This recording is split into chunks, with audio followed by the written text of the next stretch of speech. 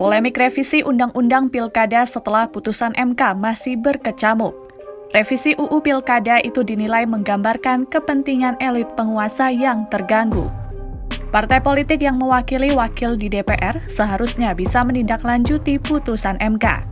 Ketua The Constitutional Democracy Initiative, Consit Khalid Pasaribu, mengkritik keras proses revisi UU Pilkada oleh Balik DPR dan pemerintah yang kini tengah berlangsung.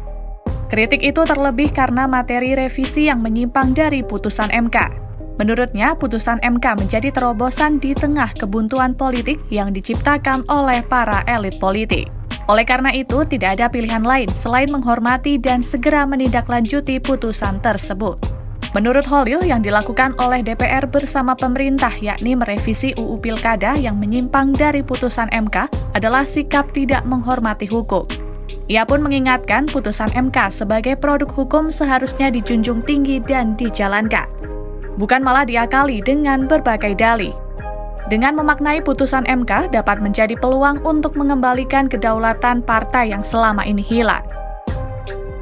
Tak hanya menyoroti Balik DPR, Khalil juga menyoroti peran KPU sebagai institusi penyelenggara pemilu yang mandiri.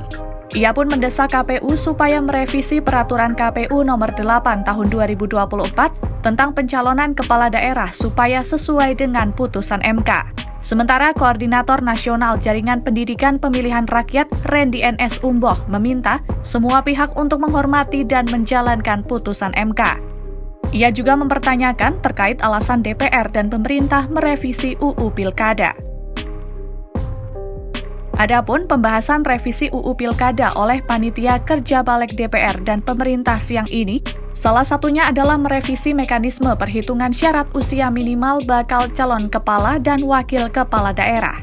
Syarat itu tertuang di Pasal 7 Ayat 2 huruf D RUU Pilkada.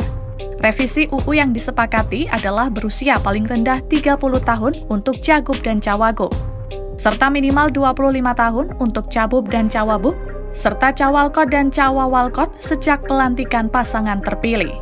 Padahal sebelumnya, pada Selasa 20 Agustus 2024, MK menegaskan perhitungan syarat usia minimal calon kepala daerah dilakukan sejak KPU menetapkan paslon, bukan sejak pelantikan calon terpilih. MK juga mengingatkan KPU supaya mengikuti pertimbangan hukum MK. Oleh karena itu, muncul kekhawatiran soal potensi kekeliruan dalam menghitung usia calon kepala daerah. Pasalnya, pertimbangan MK jelas menyebutkan bahwa perhitungan dimulai sejak pasangan calon ditetapkan bukan saat dilantik.